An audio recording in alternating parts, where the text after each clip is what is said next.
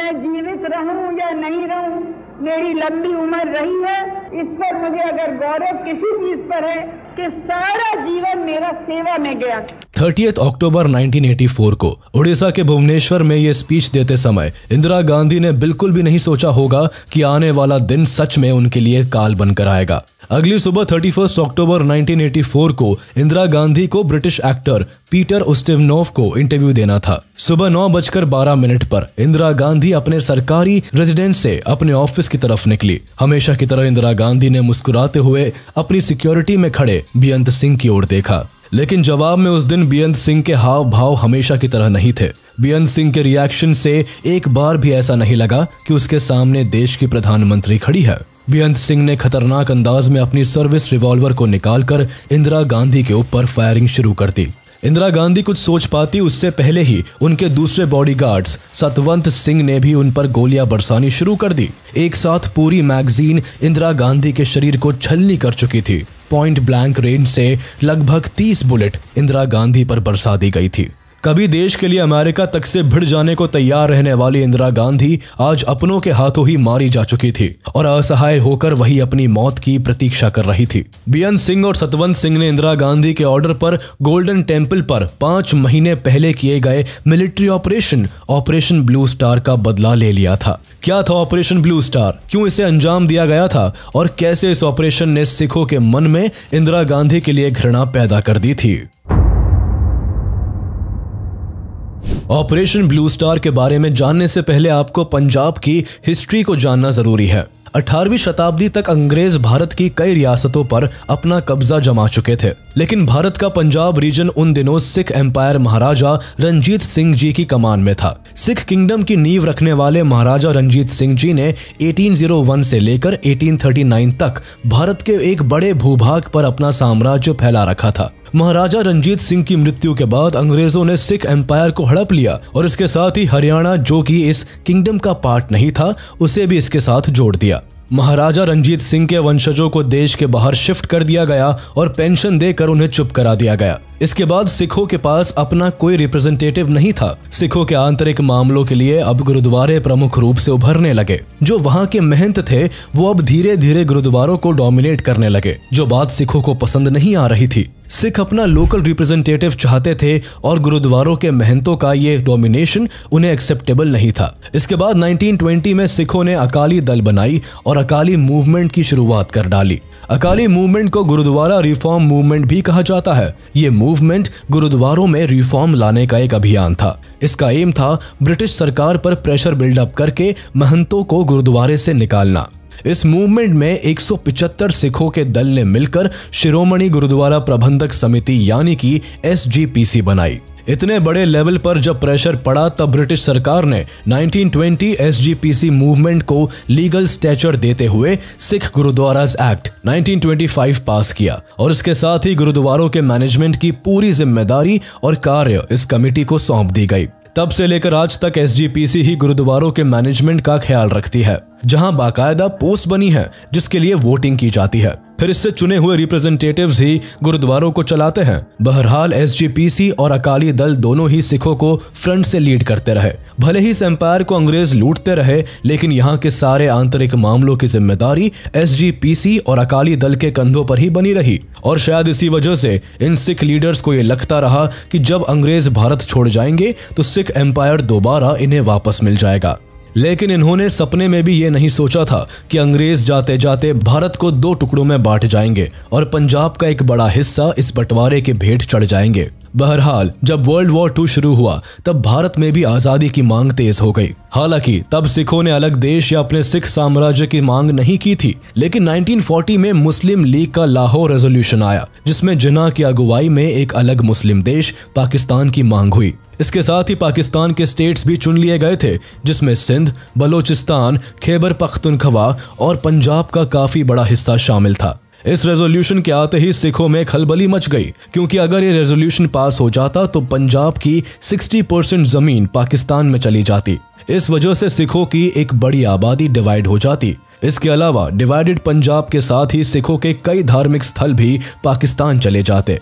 इसीलिए अकाली दल के कुछ नेताओं ने ब्रिटिशर्स से इस पार्टीशन को निरस्त कर देने के लिए रिक्वेस्ट भी की थी, लेकिन डिवाइड एंड रूल पॉलिसी को फॉलो करने वाले ब्रिटिशर्स ने उनकी इस बात पर ध्यान नहीं दिया, जिसके बाद अकाली दल ने ब्रिटिश गवर्नमेंट से थियोक्रेटिक स्टेट की मांग की, जिसे भारत सरकार लिमिटेड राइट्स और इंटरफेरेंस के साथ चला सकती थी। उनकी मांग थी कि अकाली दल के चुने हुए सदस्यों को पंजाब कैबिनेट में बराबर का हक दिया जाए। अकाली दल पंजाब के धार्मिक और आंतरिक मामलों में ऑटोनोमस रहे, लेकिन जब बंटवारा हुआ तो सिखों को हिंदू की कैटेगरी में रखा गया। इसी तरह से पंजाब का जो भाग पाकिस्तान को दिया गया, पार्टीशन के बाद राइट शुरू हो जाने के कारण वहां से भी सारे सिख इंडिया के पंजाब में आ गए।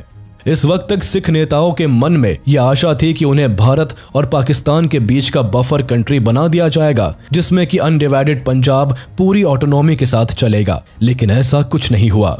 इसी बीच भारत के होने वाले प्रधानमंत्री जवाहरलाल नेहरू ने कहा कि सिखों की भारत के लिबरेशन में बहुत बड़ी भूमिका रही है, इसीलिए स्वतंत्र भारत में Punjab as a semi autonomous unit operate करने के लिए अलाउड होंगे। इसी के साथ 1947 में भारत के इंडिपेंडेंस के साथ ही पंजाब पार्टीशन की भेंट चढ़ गया।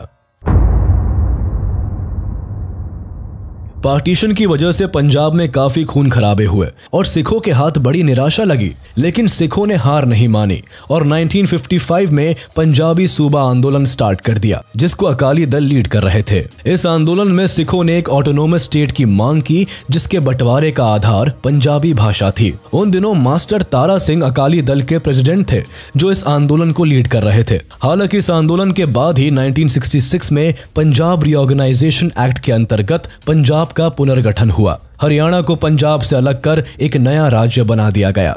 चंडीगढ़ को हरियाणा और पंजाब की संयुक्त राजधानी बनाया गया और पंजाब के पहाड़ी क्षेत्रों को हिमाचल में मिला दिया गया। अब पंजाब मुख्यतः पंजाबी बोलने वाले लोगों का ही क्षेत्र बनकर उभरा। लेकिन जब चंडीगढ़ को यूनियन टेरिटरी बनाया गया तो इससे सिखों में फिर नाराजगी बढ़ गई, क्योंकि यहाँ हिंदू ज्यादा थे और सिख कम। सरकार के इस फैसले से अकाली दल और एसजीपीसी काफी नाराज थे। इसके कुछ समय बाद ही पंजाब की 3 मुख्य नदियां रावी, ब्यास और सतलज में कैनाल सिस्टम बनवाया गया, जिससे हरियाणा और राजस्थान को भी पानी भेजा जा सके। जिसके बाद पंजाब को इन सभी नदियों से सिर्फ 23% ही पानी मिलने लगा। गवर्नमेंट के इस फैसले से अकाली दल और कुछ सेपरेटिस्ट नेता नाराज हो उठे और पंजाब में खालिस्तान मूवमेंट ने जन्म ले लिया। 70 के दशक की शुरुआत में चरण सिंह पंछी और डॉक्टर जगजीत सिंह चौहान ने पहली बार खालिस्तान की मांग की थी। 1980 आते आते खालिस्तानियों का प्रोटेस्ट अपनी लिमिट क्रॉस कर चुका था। दिन दहाड़े गोलियां चलाई जा रही थी, हिंदुओं को मारा जा रहा था। पंजाब के अंदर सारे लॉ एंड ऑर्डर खत्म हो चुके थे और ऐसे वायलेंट प्रोटेस्ट के पीछे हाथ था जरनैल सिंह भिंडरावाले का। सिख कम्युनिटी को रिप्रेजेंट करने वाले जरनैल सिंह भिंडरावाले एक रिलीजियस स्कॉलर थे। 1977 में उन्हें दमदमी टकसाल का हेड बनाया गया। अमृतसर से 40 किलोमीटर नॉर्थ में लोकेटेड दमदमी टकसाल सिख की रिलीजियस एजुकेशन का प्रमुख सेंटर है। भिंडरावाले अपने भड़काऊ रिलीजियस स्पीच से लोगों को खूब इन्फ्लुएंस करता था। खासकर पंजाब का यूथ जरनैल सिंह भिंडरावाले को आइडल मानने लगा था। जरनैल सिंह भिंडरावाले की पंजाब में पॉपुलैरिटी के पीछे कांग्रेस का भी रोल था। 1977 में लोकसभा और पंजाब विधानसभा चुनाव में कांग्रेस को बुरी तरह हार मिली और पंजाब में Akali Dal and Janata party की कोएलिशन सरकार बनी। उस समय अकाली दल के खिलाफ कांग्रेसी मुद्दे उठाने के लिए संजय गांधी ने खुद भिंडरावाले को आगे किया था और इसका रिजल्ट ये हुआ कि 1980 के पंजाब इलेक्शंस में एक बार फिर कांग्रेस सत्ता में आ गई और दरबारा सिंह को चीफ मिनिस्टर बनाया गया। पंजाब में कांग्रेस की सरकार बनने से जरनैल सिंह भिंडरावाले का रुतबा और बढ़ता चला गया। उसे पंजाब के अंदर और ज्यादा फेम मिल रहा था। भिंडरावाले जगह जगह सभाएं लगाकर रिलीजियस स्पीच देता था और लोगों को इन्फ्लुएंस करता था। पंजाब में एक अलग पहचान पाने के बाद भिंडरावाले का पर्पस भी बदल चुका था। पॉलिटिकल एजेंडा को किनारे रखकर वो सिर्फ सिख कम्युनिटी के बारे में सोचने लगा। उसे सिखों से भी नहीं बल्कि अपने पर्सनल एजेंडा से मतलब था, जहां वो पंजाब को एक ऑटोनोमस स्टेट बनाकर राज कर सके। उसके अनुसार पंजाब सिर्फ सिखों का स्टेट था। वो चाहता था पंजाब से हिंदू बाहर चले जाए। भिंडरावाले एक ऑर्थोडॉक्स सिख रिलीजियस जत्थेदार था जो कि खालिस्तान मूवमेंट को सपोर्ट करता था। हालांकि इसने खुद कभी एक अलग देश की मांग नहीं की, लेकिन इस मूवमेंट के अंतर्गत होने वाले सभी मिलिटेंट कामों में इसका सपोर्ट रहा था। धीरे धीरे भिंडरावाले पंजाबी मिलिटेंट ग्रुप में काफी पॉपुलर होने लगा। शुरुआत में इसका मकसद था कि पंजाब में सिर्फ पंजाबी बोलने वाले लोग रहे। दूसरी भाषा खासकर हिंदी बोलने वालों से या उनके सपोर्टर्स से भिंडरावाले को सख्त नफरत थी। अपनी इसी भाषाई नफरत को वो पूरे पंजाब में फैलाने लगा। इस वजह से पंजाब में सिख लोग हिंदू और हिंदी स्पीकिंग लोगों से नफरत करने लगे। इन्हें ये लगने लगा था कि हिंदुओं की वजह से ही पंजाब का बंटवारा हुआ है। भिंडरावाले इसी प्रोपेगेंडा को फैलाता हुआ पंजाब में हिंदी और पंजाबी भाषा बोलने वाले लोगों के बीच नफरत की दीवार खड़ी कर रहा था। आगे चलकर यह दीवार इतनी बड़ी हो गई कि जो पंजाबी और सिख लोग हिंदी को सपोर्ट करते थे उन्हें भी गद्दार साबित किया जाने लगा और लोग उनसे नफरत करने लगे। इसी दरमियान पंजाब केसरी न्यूज़पेपर के एडिटर लाला जगत नारायण को हिंदी को सपोर्ट करने की वजह से दिन दहाड़े असैसिनेट कर दिया गया। इस मौत का जिम्मेदार भिंडरावाले को ठहराया गया, लेकिन आरोप के बावजूद उसे गिरफ्तार करने के 2 दिन के अंदर रिहा कर दिया गया। जेल से छूटने के बाद जरनैल सिंह भिंडरावाले की पॉपुलैरिटी और उसके भड़काऊ भाषण और ज्यादा बढ़ गए। इन्हीं दिनों अकाली दल और एसजीपीसी के लोग आनंदपुर साहिब रेजोल्यूशन के साथ कांग्रेस पर हावी होने लगे थे, जिस वजह से कांग्रेस पर काफी प्रेशर बनने लगा था। यहाँ कांग्रेस से भिंडरावाले की पॉपुलैरिटी को ध्यान में रखते हुए पंजाब में अपनी सरकार बनाने के लिए भिंडरावाले को टिकट दे दी और उसे सपोर्ट करने लगी। लेकिन ये दाव तब उल्टा पड़ गया जब भिंडरावाले ने कांग्रेस से गद्दारी करके आनंदपुर साहिब रेजोल्यूशन को लेकर अकाली दल से हाथ मिला लिया। इसके ठीक बाद 1982 में भिंडरावाले और अकाली दल ने मिलकर एक रिलीजियस पॉलिटिकल मूवमेंट धर्म युद्ध मोर्चा की शुरुआत की। कहने को ये एक पीसफुल प्रोटेस्ट था जो कि आनंदपुर साहिब रेजोल्यूशन की मांगों को पूरा करने के लिए चलाया जा रहा था। लेकिन जहां भिंडरावाले हो वहां पीस कैसे हो सकता था। इस मोर्चा के दौरान हिंदुओं और हिंदी सपोर्टर्स पर बहुत अत्याचार किए गए, उन्हें जान से मारा जाने लगा। हालांकि पंजाब के चीफ मिनिस्टर दरबारा सिंह ने इस मूवमेंट में हो रहे वायलेंस पर लगाम लगाने की कोशिश जरूर की, लेकिन कुछ ना हो सका और आखिर में इस वायलेंस में सैकड़ों लोगों की मौत हो गई। आनंदपुर साहिब रेजोल्यूशन को पास करवाने के लिए भिंडरावाले वायलेंट तरीके का इस्तेमाल करने लगा और 1982 में भिंडरावाले ने स्वर्ण मंदिर को अपना घर बना लिया और वहीं से भड़काऊ भाषण देना शुरू कर दिया। इसके भाषणों की वजह से अब पंजाब में हिंदुओं का कत्लेआम शुरू हो गया। जरनैल सिंह भिंडरावाले गोल्डन टेम्पल को अपना ऑफिस समझने लगा था। पूरे गिरोह के साथ गोल्डन टेम्पल में हथियार इकट्ठा करने लगा था। 15 दिसंबर 1983 को जरनैल सिंह भिंडरावाले गोल्डन टेम्पल के अंदर अकाल तख्त पर जाकर बैठ गया। अकाल तख्त को चुनने के पीछे का कारण यह था कि भिंडरावाले को इस बात पर पूरा यकीन था कि इंडियन गवर्नमेंट यहाँ किसी भी कीमत पर हमला नहीं करवा सकती और अगर किया भी तो पूरे देश में दंगे फैल जाएंगे। धीरे धीरे पंजाब भारत के हाथ से निकलता जा रहा था। गवर्नमेंट को महसूस हो गया था कि जरनैल सिंह भिंडरावाले ही इस पूरे कॉन्फ्लिक्ट की जड़ है, जिसके बाद इंदिरा गांधी ने भिंडरावाले को अरेस्ट करने का प्लान बनाना शुरू कर दिया। पंजाब में जब सिचुएशन बहुत अधिक बिगड़ने लगी तो भारत सरकार परेशान हो गई और पंजाब को बचाने के लिए भिंडरावाले को रोकना बहुत जरूरी हो गया था। इसीलिए रॉ की एक स्पेशल टास्क फोर्स ने एक सीक्रेट प्लान बनाया जिसका कोड नेम था ऑपरेशन सनडाउन। इस प्लान के अकॉर्डिंग रॉ की एक खास टीम भिंडरावाले को गोल्डन टेम्पल के गुरु नानक निवास, जहां पर भिंडरावाले डेरा जमाए बैठा था, यहां से चुपचाप उठाने वाली थी। रॉ के ऑफिसर्स ने इस प्लान को एग्जीक्यूट करने के लिए बेस पर रिहर्सल भी कर ली थी, लेकिन इंदिरा गांधी ने इस प्लान को रिजेक्ट कर दिया। उन्हें लगा कि इस तरह के सीक्रेट ऑपरेशन की वजह से मामला और अधिक बिगड़ सकता है, इसीलिए उन्होंने नेगोशिएशन और पीस टॉक को प्रायोरिटी दी। हालांकि भिंडरावाले कभी भी समझौते या बातचीत के लिए नहीं माना, उल्टा पंजाब में क्राइम और बढ़ गया। इन्हीं दिनों 25 अप्रैल 1983 को deputy inspector general of police Avtar Singh अतवल की दरबार साहिब के सामने दिन दहाड़े हत्या कर दी गई और उनकी लाश वही 2 घंटे तक पड़ी रही। भिंडरावाले के आदेश के बाद ही उनकी लाश वहां से उठाई गई। इस घटना के कुछ वक्त बाद ही वहां 6 हिंदू बसों को बीच रास्ते में रोक दिया गया और उसमें फंसे पैसेंजर्स को मार दिया गया। इन दोनों घटनाओं के बाद अब भारत सरकार की सब्र की सीमा खत्म हो गई थी। अब इंदिरा गांधी ने एक फोर्सफुल ऑपरेशन की मंजूरी दे दी, जिसके तहत भिंडरावाले को जिंदा या मुर्दा पकड़ने का आदेश दिया गया था।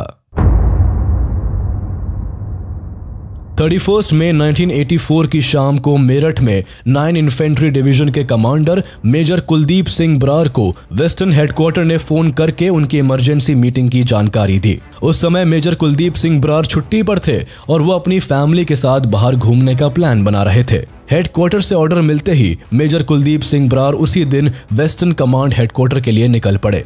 चंडीगढ़ से 5 किलोमीटर दूर चंदी मंदिर में लोकेटेड वेस्टर्न कमांड हेडक्वार्टर पहुंचकर मेजर कुलदीप सिंह बरार को ऑपरेशन ब्लू स्टार की जानकारी दी गई। इस ऑपरेशन को कमांड करने का ऑर्डर मिला। उन्हें बताया गया कि पंजाब में हालात बहुत खराब हो चुके हैं। जरनैल सिंह भिंडरावाले ने पूरे गोल्डन टेम्पल पर कब्जा कर लिया है। अगर सख्ती से कदम नहीं उठाए गए तो धीरे धीरे पंजाब भारत के हाथ से निकल जाएगा। इस ऑपरेशन का मेन एम था जरनैल सिंह भिंडरावाले और उनके समर्थकों को अकाल तख्त से जिंदा या मुर्दा किसी भी तरह बाहर निकालना। 1 जून 1984 को इंदिरा गांधी ने पंजाब के अंदर बढ़ते वायलेंस पर देश को संबोधित करते हुए कहा कि हम बातचीत के लिए तैयार हैं, लेकिन जरनैल सिंह भिंडरावाले किसी भी तरह की बातचीत के लिए राजी नहीं हुआ। इसके बाद इसी दिन पूरे पंजाब में पूरी तरह से कर्फ्यू लगा दिया गया। ट्रेन सर्विसेज रोक दी गई। सभी न्यूज रिपोर्टर्स को अमृतसर छोड़ने का आदेश दे दिया गया।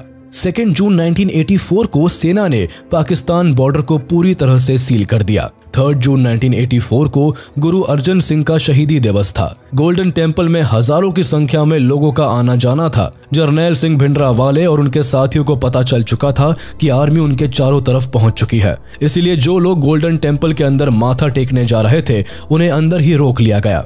गोल्डन टेम्पल के बाहर खड़ी आर्मी लोगों से बाहर निकलने का अनाउंसमेंट कर रही थी, लेकिन भिंडरावाले टेम्पल के अंदर गए लोगों को अपनी ढाल बनाने की कोशिश कर रहा था। 4 जून 1984 को आर्मी के एक सोल्जर को गोल्डन टेम्पल के अंदर भिंडरावाले और उसके साथियों की पोजीशन चेक करने के लिए सिविल क्लोथ्स में भेजा गया। 5 जून 1984 को सुबह 4 बजे मेजर कुलदीप सिंह बरार ने अपने सभी सोल्जर्स के साथ मीटिंग की और सुबह 10 बजे ब्लैक जर्सी में पैराशूट रेजिमेंट के कमांडोज ने सामने से अटैक शुरू कर दिया। कमांडोज को गोल्डन टेम्पल को चारों तरफ से घेराबंदी करके अकाल तख्त की ओर बढ़ना था, लेकिन कमांडोज कुछ ही दूर आगे बढ़ पाए थे कि सामने से भिंडरावाले और उसके साथियों के द्वारा उन पर गोलीबारी शुरू कर दी गई। ऑटोमेटिक राइफल से किया गया यह अटैक इतना घातक था कि कई कमांडोज तुरंत शहीद हो गए। पहले 45 मिनट में ही सेना को पता चल गया था कि गोल्डन टेम्पल के अंदर छिपे मिलिटेंट काफी मजबूत हथियारों के साथ डटे हुए हैं। उनसे लड़ पाना इतना आसान नहीं था। इसके बाद मेजर कुलदीप सिंह बरार ने कमांडोज को सीधा अकाल तख्त के पास पहुंचकर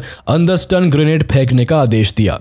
मेजर कुलदीप सिंह बरार चाहते थे कि जब खालिस्तानी मिलिटेंट के आसपास स्टन ग्रेनेड्स गिरेंगी तो उसी वक्त कमांडोज अंदर घुस जाएंगे, लेकिन अकाल तख्त के अंदर घुसे मिलिटेंट्स ने पहले से ही विंडोज से लेकर दरवाजे तक को सैंडबैग और ब्रिक वॉल से बंद कर दिया था। मिलिट्री जो भी स्टन ग्रेनेड फेंकती वो सभी दीवार से लगकर वापस आ जाते। इससे इनका रिएक्शन सबसे ज्यादा सेना पर ही हो रहा था। रात होने के साथ ही भारतीय सेना के तीनों जनरल्स ने 3 तरफ से एक साथ हमला करने का फैसला किया। इस प्लान के तहत 10 गार्ड्स, एक पैरा कमांडो बटालियन और स्पेशल फ्रंटियर फोर्स को सामने की तरफ से मेन गेट से हमला करना था, जिसके बाद 26 मद्रास बटालियन और 9 कुमाऊन बटालियंस टीम बनाकर हॉस्टल कॉम्प्लेक्स के साउथ गेट से हमला करते। 10 गार्ड्स का काम था कि वो नदर्न विंग पर तैनात स्पेशल फ्रंटियर फोर्स को सपोर्ट करते हुए मंदिर के वेस्ट फ्रंट को सिक्योर करेंगे।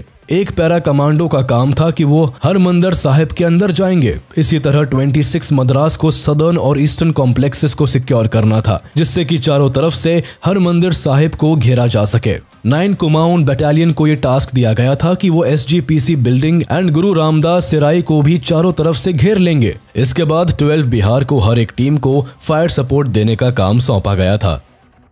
इसके अलावा इन्हें बाकी टीम्स को आगे बढ़ने के लिए सबसे आगे रहकर दुश्मन को भटकाना या मार गिराने का काम दिया गया था। लेकिन अकाल तख्त के अंदर जाने के लिए सेना का ये प्रयास भी सक्सेसफुल नहीं रह सका। इंडियन आर्मी पर केवल सामने से ही हमले नहीं हो रहे थे, बल्कि खालिस्तानी मिलिटेंट्स जमीन के नीचे भी छिपे थे और वहां से अटैक करके फिर नीचे छिप जाते थे। सेना के जवान लगातार चोटें खा रहे थे। ऐसे में मेजर कुलदीप सिंह बरार ने आर्म्ड पर्सन कैरियर को यूज करने का ऑर्डर दे दिया, लेकिन जैसे ही आर्म्ड पर्सन कैरियर आगे बढ़े उसे चाइनीज रॉकेट लॉन्चर से उड़ा दिया गया। रात बीतती जा रही थी। यह भी डर था कि अगर यह ऑपरेशन सुबह तक चलता रहा तो हजारों की संख्या में भीड़ आ जाएगी, तब मुश्किल और बढ़ जाएगी। लगातार घायल होते सैनिकों को देखकर मजबूरन मेजर कुलदीप सिंह बरार ने टैंक्स की मांग की। सुबह सर पे आ रही थी। ऐसे में टैंक्स को आदेश दिए गए कि अकाल तख्त के ऊपर बनी बिल्डिंग पर गोले बरसाए, जिससे थोड़े बहुत पत्थर गिरने से लोग डरकर बाहर आ जाए। लेकिन इसके बाद जो हुआ उसने गोल्डन टेम्पल पर हमेशा के लिए निशान छोड़ दिए। सेना ने टैंक से कम 80 गोले दागे थे।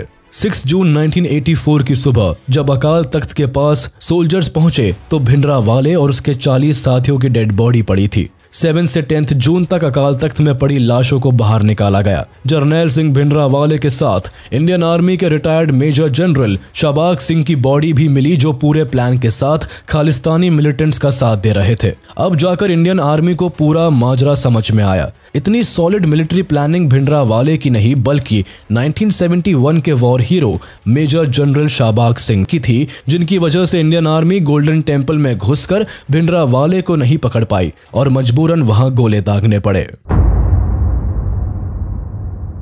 ऑपरेशन ब्लू स्टार में हुई बड़े लेवल की कैजुअलिटी का कारण former Indian army soldier major general Shabeg Singh थे। शाबाग सिंह इंडियन आर्मी के एक बड़े अफसर थे। इन्होंने 1971 ईस्ट पाकिस्तान लिबरेशन वॉर में एक हीरो की भूमिका निभाई थी। मुक्ति वाहिनी को आर्म ट्रेनिंग देने और गुरिल्ला वॉरफेयर सिखाने के साथ साथ इन्होंने दुश्मनों के दांत खट्टे कर दिए थे। इन्होंने भारत की कई वॉर्स में अहम भूमिका निभाई। 1971 वॉर के बाद शाबाग सिंह न सिर्फ इंदिरा गांधी के बल्कि पूरे भारत और बांग्लादेश की आंखों के तारे बन गए थे। बांग्लादेशी इन्हें प्यार से जनरल एस बैग कहकर बुलाते थे। लेकिन सारा मामला तब बिगड़ गया जब शाबाग सिंह पर भ्रष्टाचार के केस लगे और उन्हें बिना कोर्ट मार्शल के इंडियन आर्मी से निकाल दिया गया। गौर करने वाली बात यह है कि उनकी मिलिट्री सर्विस खत्म होने के एक दिन पहले उन्हें इस तरह से आर्मी से डिसमिस किया गया था। ये साल था 1976 का, जब 1971 के वॉर हीरो को आर्मी से इतनी इंसल्ट के साथ निकाल दिया गया था। हालांकि बाद में फरवरी 1984 में उन्हें सभी एलिगेशन से सम्मान सहित बरी कर दिया गया था, लेकिन तब तक बहुत देर हो चुकी थी। दरअसल मेजर जनरल शाबाग सिंह को बिना कोर्ट मार्शल के ही आर्मी से निकाल दिया गया था और इसके साथ ही इनके सारे रिटायरमेंट बेनिफिट्स भी छीन लिए गए थे, जिससे कि शाबाग सिंह अब बदले की आग में झुलस रहे थे। एक टाइम पर देश के लिए अपना बाल तक कटवा लेने वाले फौजी शाबाग सिंह अब धर्म युद्ध मोर्चा में अपने देश के खिलाफ ही जुट गए और भिंडरावाले के मिलिट्री एडवाइजर बन गए। अब भिंडरावाला भारत सरकार से लड़ने के लिए तैयार हो चुका था। उसके भड़काऊ भाषण, वायलेंट मूवमेंट काफी ज्यादा बढ़ चुके थे और शाबाग सिंह को ज्वाइन करने के बाद उसकी मिलिट्री आर्मी की ट्रेनिंग भी मिलने लगी थी, जिससे कि पंजाब भारत सरकार के हाथों से बाहर जाने लगा। इस ऑपरेशन ने भारतीय इतिहास की दिशा ही बदल कर रख दी। अपने सबसे पवित्र धार्मिक स्थान पर हमले को लेकर सिख समुदाय के बीच नाराजगी बहुत बढ़ गई थी। इस ऑपरेशन ने सिखों के मन में एक ऐसी दीवार बना दी कि जिसे आज तक मिटाया नहीं जा सका है। ऑपरेशन की टाइमिंग पर भी सवाल उठाया गया, क्योंकि 3 जून 1984 को सिख गुरु अर्जन सिंह का शहीदी दिवस था, जिसके कारण मंदिर परिसर के अंदर बड़ी संख्या में भक्त मौजूद थे और उसी समय इस ऑपरेशन को स्टार्ट किया गया था, जिसके कारण काफी सारी इनोसेंट पब्लिक मारी गई थी। गोल्डन टेम्पल की पूरी लाइब्रेरी जल गई थी। किताबों के साथ साथ सिख गुरुओं के सिग्नेचर और उनके कपड़े भी जल गए थे। 554 खालिस्तानी मिलिटेंट मारे गए थे और 1592 लोगों को हिरासत में ले लिया गया था। वहीं दूसरी ओर इस ऑपरेशन को अंजाम देने में 83 सैनिक शहीद हो गए और 236 सैनिक घायल हो गए। आर्मी के इस ऑपरेशन से गवर्नमेंट में कई बड़े पदों पर बैठे सिखों ने रिजाइन दे दिया था। गवर्नमेंट की ओर से मिले हुए सम्मान लौटाए जा रहे थे और इंदिरा गांधी की मौत का फरमान जारी किया जा रहा था। भले ही भिंडरावाले के आतंक का अंत हो चुका था, लेकिन इसकी कीमत खुद प्रधानमंत्री इंदिरा गांधी को अपनी जान देकर चुकानी पड़ी थी। इंदिरा गांधी के दोनों बॉडीगार्ड्स बेअंत सिंह और सतवंत सिंह ने अपनी गन्स की सभी गोलियां उनके शरीर पर खाली कर दी थी। यहाँ ध्यान देने वाली बात यह थी कि इंदिरा गांधी की मौत का फरमान जगजीत सिंह चौहान ने पहले ही दे दिया था। दरअसल इन दिनों खालिस्तानी मूवमेंट को बढ़ाने के लिए जगजीत सिंह चौहान ने लंदन और पाकिस्तान जैसे देशों में जाकर जोरों शोरों से इसका प्रचार किया था। चौहान ने ही आनंदपुर साहिब में काउंसिल ऑफ खालिस्तान की स्थापना की और खुद को इसका सेल्फ क्लेम्ड प्रेसिडेंट बनाया था। 1984 में जब ऑपरेशन ब्लू स्टार को अंजाम दिया गया तो चौहान ने BBC लंदन को एक इंटरव्यू देते हुए ये कहा था कि जल्दी ही भारत की PM मिसेस गांधी और उनके परिवार का गला काट दिया जाएगा और ये काम हमारे सिख भाई जल्दी ही करेंगे। हालांकि ये इंटरव्यू जून में आया था, लेकिन इसे नजरअंदाज कर दिया गया था और फिर उसी साल अक्टूबर 1984 में इंदिरा गांधी की हत्या कर दी गई, जिसके बाद दिल्ली सहित देश में कई जगह दंगे शुरू हो गए थे जिसमें हजारों सिख मारे गए। 23 जून 1985 भारत के लिए वो भयावह दिन था जिसमें 300 से ज्यादा भारतीय मूल के लोग बेमौत मारे गए थे। इस दिन एयर इंडिया फ्लाइट 182 कनाडा से लंदन होते हुए भारत की उड़ान भर रही थी, जिसमें अचानक से एक विस्फोट हो गया। आयरिश कोस्ट के ऊपर हुए इस विमान विस्फोट में सारे के सारे लोग मारे गए। फ्लाइट में सवार 329 लोगों में से सिर्फ 131 लोगों की ही लाश मिल सकी थी। इस फ्लाइट में बॉम्ब से भरे सूटकेस रख दिए गए थे। अभी इधर ये हादसा होने ही वाला था कि उसके थोड़ी देर पहले टोक्यो के नरिता एयरपोर्ट पर एक और विस्फोट हुआ, जिसमें 2 जापानीज बैगेज हैंडलर्स की जान चली गई।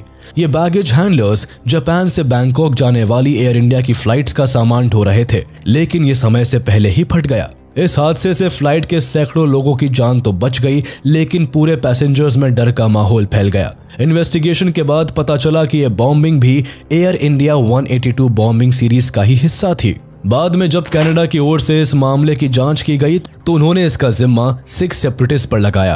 कुछ टाइम बाद तलविंदर सिंह परमार, जो कि एक सिख एक्सट्रीमिस्ट ग्रुप बब्बर खालसा के लीडर थे, और इंदरजीत सिंह रियात नाम के इलेक्ट्रीशियन को अरेस्ट किया गया था। 1992 में पंजाब पुलिस के साथ हुए एक मुठभेड़ में तलविंदर सिंह परमार मारा गया।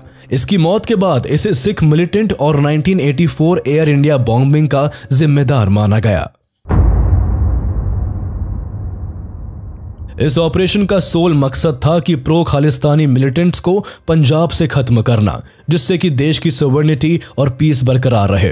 30 अप्रैल 1986 को ऑपरेशन ब्लैक थंडर को लॉन्च किया गया था, जिसमें 200 सिख मिलिटेंट्स जो गोल्डन टेम्पल में पिछले 3 महीनों से जमे हुए थे, उन्हें बाहर निकालना था। इस ऑपरेशन में 700 BSF और 300 ब्लैक कैट कमांडोज ने भाग लिया था। इतनी बड़ी सेना के बावजूद कुल 8 घंटे में यह ऑपरेशन पूरा हुआ था। हालांकि जो लोग गिरफ्तार हुए वो लैक ऑफ एविडेंस की वजह से 2 महीने बाद ही रिहा हो गए थे।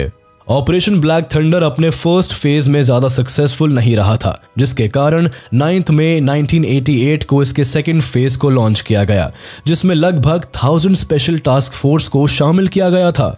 इस मिशन को अंजाम देने के लिए टास्क फोर्स के सिपाहियों ने अपने बाल बढ़ाने भी शुरू कर दिए थे ताकि वो सिख मिलिटेंट्स में ब्लेंड हो सके। इसी वक्त स्पाई मास्टर कहे जाने वाले अजीत डोभाल अपने टीम के साथ सिविल कपड़ों में जाकर मिलिटेंट से मिल गए थे, जिससे कि टेंपल के अंदर छिपे मिलिटेंट्स की सारी इंटेलिजेंस इकट्ठी की जा सके, जो कि ऑपरेशन के टाइम काफी कामगार साबित हुई। फाइनली 18 मई को मिलिटेंट्स के सरेंडर के बाद यह ऑपरेशन खत्म हुआ। इस ऑपरेशन के बाद पंजाब में थोड़ी स्टेबिलिटी आई और खालिस्तान मूवमेंट लंबे समय तक धीमा रहा।